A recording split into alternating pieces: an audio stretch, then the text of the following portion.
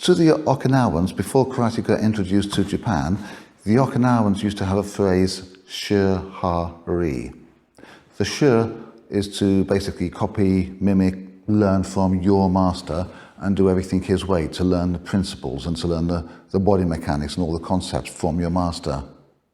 The Ha is basically to individualize it, to suit your physique, your needs, the environment that you work in.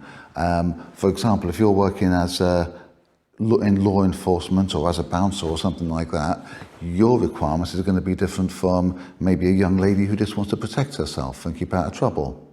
So people's requirements from the martial arts is different. What may work for one person may not work for another. A great big muscular, bouncer or law enforcement guy, he may be very capable and used to sorting people out, but maybe a 7-stone lady who's much smaller and very petite, not the same things aren't going to work for both of them. They need to individualize the art to suit themselves. Yes, they will use the same principles. Yes, they will use the same body mechanics, but it's right and proper that we personalize the art to suit ourselves. The last part, the Ri part, is to transcend your master. And it was fully expected that, eventually you transcend your master. There's an old saying that we sit on the shoulders of giants. The giants are the masters that have gone before. And it's not that we're wiser or better than the old masters, but if we sit on the shoulders of a giant, we can see further than a giant can, because we take their learnings, their teachings, and if we can sit on that and see a little bit further, then we can progress and adapt our art to where it's supposed to be. Now, that was the Okinawan and the Chinese way of doing things. In China, you've got literally thousands of styles of Kung Fu, and that's because everyone did that. They took the style, they learnt from their master, they added what was intrinsically their own, what suited their physique, their bodies, their environments that they lived in, and then they transcended and they moved on and they formed their own style. Now, they didn't really have the concept of styles in the same way that we do today. Styles today are useful in that if you move around the country, like so we say, I have to move with my work or something, I go to a different part of the country, me being a Shotokan practitioner, I can find a Shotokan club so I can carry on practicing the same katas, the same basics and so on, rather than, for example, going into a Wing Chun club where all the basics are very, very different. Nothing wrong with, learning from other styles. I'm all for learning from other styles. But if you want to stick with one primary system and one form of training, then it is nice to have styles that, if you move around, you can have a similar form of training wherever you go. That said, I'm not in favour of sticking rigidly to a style and taking the attitude, well, I can't do that movement because that's not in my style. That's not the way it was supposed to be. Bruce Lee quite famously said once, he's very well quoted on this, that you should add or take what is useful, disregard what is not useful, and add what is intrinsically your own. Now that's basically saying the same as Shu-Ha-Ri, particularly the Ha bit, the bit in the middle, to add what is intrinsically your own. That has always been an Oriental concept right from the very beginning, particularly in Okinawa and China. When the Okinawans took karate to Japan, the Japanese wanted to know, what is your lineage? And that gave the Okinawans a bit of a problem because they didn't really bother with lineages. A student would train with his master, and then the master, if the master had a friend who was particularly good at a certain technique, he would send his student to train with his friend to learn a particular technique, and then maybe if he had another friend who was specialised in something else, go and train with him. So they would learn a little bit from each, from different people, and then they would amend and adapt the katas to suit themselves, rather than preserve what their master taught them.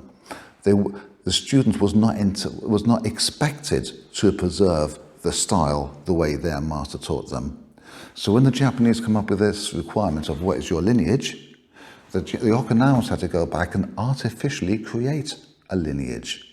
And the three main styles they come up with was Naha-Ti from the city of Naha, Shuri-Ti from the city of Shuri, and Tamari-Ti. Now, Shuri-Ti is what Shotokan is basically derived from, and all the Shotokan derivatives. Naha-Ti is what Goju-Ryu is basically derived from. And the other one, Tamari-Ti, is basically very similar to Shuri-Ti. They're very close to each other. But these styles were artificially created for the Japanese requirements, of having a lineage. So it's a little bit artificial. It wasn't the original Okinawan way. It's not the original Chinese way. So what I'm saying to you is, by all means, have a primary style. But it's more important to be a martial artist first, a karateka second, a kung fu exponent second, a taekwondo exponent second. Be a martial artist first. Learn from anybody. I have found by doing other styles, I've practiced a bit of Wing Chun, a bit of Tai Chi, and I've always found that by practicing them, I could find out a little bit more about my own karate. I'll be practicing a movement in, so we say Wing Chun, and then like, oh, that's very much like this movement in one of my katas. So I learned more about my karate by practicing other styles. So don't see other styles as being something separate. Don't see them as being competition. See them as something that you can learn from and something that you can introduce into your own way of doing it. Okay? Now, I'm not saying that you should necessarily create your own style or go around and changing everything that your master teaches you, because like, oh, well, I'm a purple belt now, so I know all about it and I'm going to adapt it to me. When you get up to, I would say, like, particularly when you get up to first dan, second dan, then you should really, by then, you've learned all the basics, you've learned all the body mechanics, and that is really when you should be adapting it to your body, your environment, and your needs. And your instructor should already have started doing that, okay?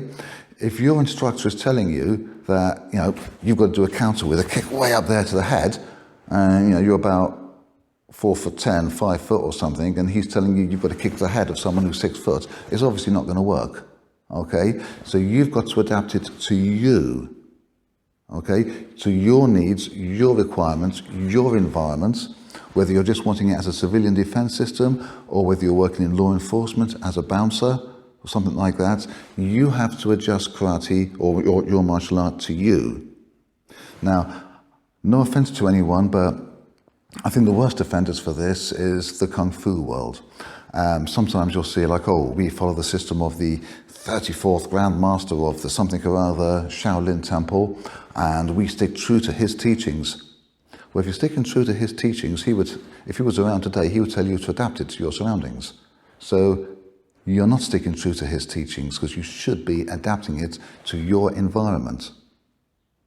The other thing is, if you go back to ancient China or Okinawa, what you may possibly be defending yourself from is robbers who maybe mug you on the road at night and possibly want to kill you.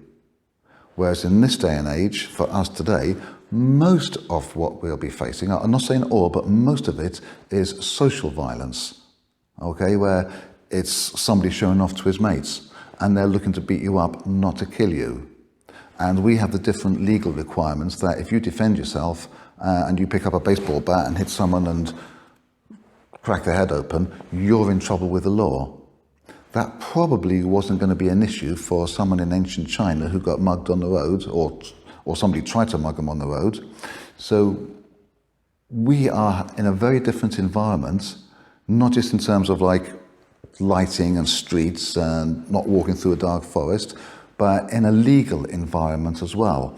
So it's right and proper to adapt our martial arts to the environment that we face today, not try and keep it true to an environment that was true maybe 100, 200, 300 years ago. Okay, so I hope that makes sense to you. Thank you very much. I hope you've enjoyed this module and see you in the next module.